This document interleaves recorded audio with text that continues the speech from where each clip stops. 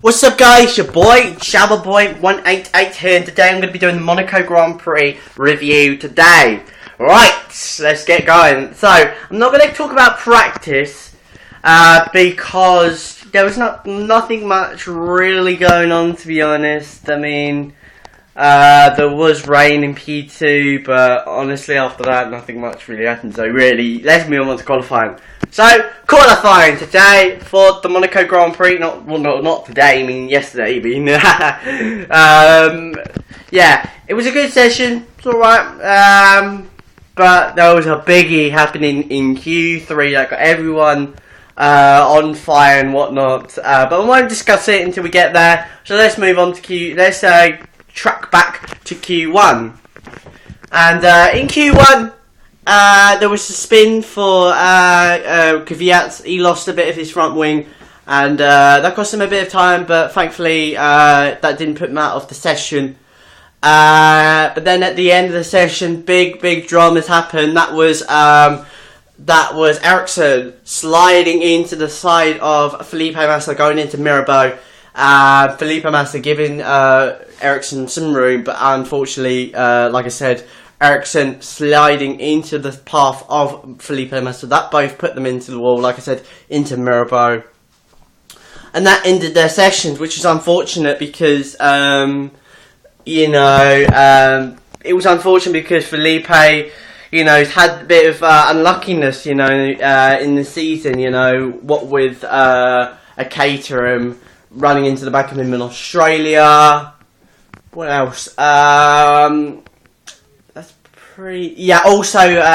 pit stop problems in China, so it really hasn't gone very well for Felipe Massa. So to have that, really big dramas for him, and unfortunate for Massa and Ericsson. And because of that, Ericsson did get a penalty, which made him start from the pit lane, which is unfortunate because honestly, I think it was just really just a misjudgment, and also just a driver error, I mean, to be honest, these stuff happen, to be honest, you turn in and the back end just comes out at you and whatnot, so honestly, I think that should have just been a reprimand for Ericsson there, but whatever, that's what the FIA said. So, moving on, Q2, nothing much really happened, apart from Jenson Button going out of Q2, unlucky for Jenson there, just too slow, and the car not competitive, and really it's just a shame to see McLaren like this,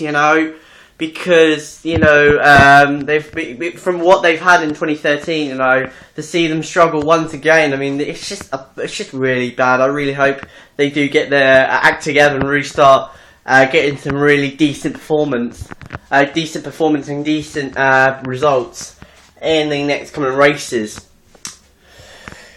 And then after Q3, massive debate was happening at the end of Q3. But before I start, Rosberg did go fastest by 5/100th of a second over Lewis Hamilton on his first lap. But then at the end, let's do this. Rosberg ran wide going into Mirabeau, and I believe, in my opinion, that Rosberg, I think he didn't do it deliberately. I think, honestly, he didn't do it deliberately because you could see from the wheels that he was looking, that he looked like he was legitimately making a mistake, to be honest. And also from the locking as well, I could see there was a bit of locking up going on. So, yeah, I think, honestly, and also, I think he could have been in a panicky sort of situation when he was doing that, to be honest. So, yeah, I don't believe that Rosberg did that on purpose. I think it was just a mistake. I think it was just a legit mistake, I would say. And because of that brought up the yellow flags, and Hamilton had to stop his flying lap, which is a shame for him. But that's racing at the end. You have those things, if you get a yellow flag on your fast lap, you got to slow down, otherwise you will take a penalty. So whatever, Lewis just gotta, I think if I was Lewis, I'd just scrape it off, say whatever. But I think I'm not Lewis. Lewis is himself. he can do the hell he wants for himself. So yeah. And then into the race itself. It was a good start from all the field, but except for Ricciardo, who dropped down to 5th place, Vettel got up to 4th, Alonso stayed in 6th, but Raikkonen, the big man on the start there, getting up 3rd place. Good start from him there. But as soon as we went to Mirabeau, Jenson Button, out of no fault of his own, hit Perez, and that spun Perez around, going on to the exit of Mirabeau there. Honestly, I don't think it was Button's fault. Perez, from the angle, from the shots on board, I think Perez really just gave him no room, to be honest, and as a result, spun himself round from Button's hit, round 360, going into the exit of Mirabeau and onto pretty much the entry into Lowe's hairpin there.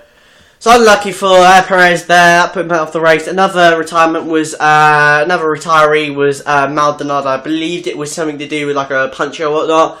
I don't know the specifics, as it wasn't really in the spotlight, to be honest. So yeah, probably a puncher that put him out of the race there. Then later on during the race, we got a lot of after that, a couple of laps after, Sebastian Vettel saying that there was a problem with the car, pretty much with the engine of his car, and that result put him out of the race. Unfortunate for Sebastian Vettel. Would have liked to see him really fighting with the Ferraris and his teammate, for that matter, for 3rd place there. And and as a result, Vettel got really annoyed, and I don't blame him, for getting annoyed. But at the end of the day, that's just racing. You have problems like that, in racing. So whatever, no biggie, I think, to be honest. And then later on, we saw Sutil make some great passes, particularly with I think it was. I'm not quite sure. There was a couple of cars that he got by in Lowe's. It was a great move, really, to be honest. Really showing off his trick that he did last year in the Force. They did last year, this time in the Force India, in sunny conditions. And then he did another great move on, I think it was a Marussia. I think it was Max Chilton going into the hairpin there. It was a great move from. It was a great move from Sutil, I believe. Really, really clean pass. But that was short-lived as Sutil hit the wall, hit the bump and hit the wall, going into the hairpin, and that put him out of the race. And as a result, brought out the safety car, second one of the race. And then after that really caused a lot of anger and annoyance from Hamilton there, as both Mercedes had to pit at the same time and had to pull off the same trick that he did in 2013, which was to stack both Mercedes up, and as a result got Lewis mad, because he believed that he should have pitted before. But mind you, Rosberg was ahead of Hamilton, and usually when you're ahead of a teammate, you get first dibs on pitting. So probably, I believe it was miscommunication, to be honest, but we'll never know. So yeah. But then after that, Raikkonen had a problem. Apparently, Daniel Ricciardo was saying that it was a puncher that caused it. I believed it so as well. So I believe, I think Raikkonen might have got a puncher from that. And as a result, that dropped him down to 13th. Unfortunate for Raikkonen, but that, like I said, that's racing at the end of the day. And then when the safety car came out, good racing going on. There was a lot of good racing going on. And also, there was Hulkenberg making a beautiful and an amazing move on, I believe it was Jean-Eric Verne, going into Portier. I've never seen a move done into Portier before. And for Hulkenberg to do that was insanely good. And I think, to be honest, deserves probably overtake of the year, in my opinion. So yeah, really good manoeuvre, really seriously good manoeuvre going on there. And then after that, Bottas had a little engine problem. His engine blew, and also Jean-Eric Vernon's as well blew up as well. So both Bottas and Verne, but Verne retired in the pit lane whilst Bottas retired coming out of low hairpin, which brought out a couple of yellow flags, but didn't bring out the safety car, unfortunately, for some who were expecting a safety car, to be honest. I think, in my opinion, it should have been a safety car, because I felt like it was in a dangerous position because of the space, between the racing line and that part of and where Bottas was sitting there. So yeah, but I think, mind you, the marshals are pretty quick at getting cars out of there, as they've done in the past there. So yeah, no safety car was departed from the pit lane as a result of that, which meant the race kept going. Gutierrez had a spin. He actually clipped the little barrier going out of Rascath, which span him round and retired him from the race. Bit of clumsiness, to be honest. I think just got too eager going out of Rascath there, as he was trying to get away from the cars behind him there. And good job from Raikkonen for not hitting Gutierrez there. Good driving all round in that accident. And then after that, on lap 56, Lewis Hamilton said on the radio he had dirt in his eye, which slowed him up significantly to about 5-6 seconds. And that really annoyed him, as he said, what is the gap to Rosberg and whatnot. He didn't really care about Ricciardo, as Ricciardo was really coming out in hardcore and really setting a lot of quick lap times. And by the last couple of laps of the race as well, as a result, put him right behind Hamilton for the last couple of laps.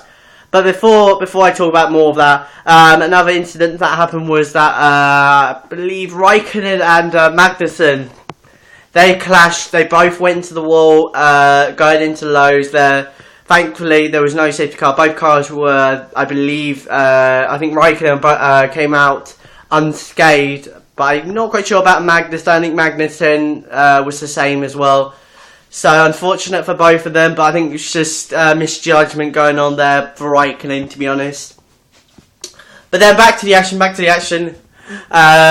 Ricciardo closing down, really pushing hard, but wasn't able to do it, as in the end, Nico Rosberg came through to win the 2014 Monaco Grand Prix, to take back-to-back wins at Monaco. Great achievement for Nico Rosberg. Good drive all throughout the race.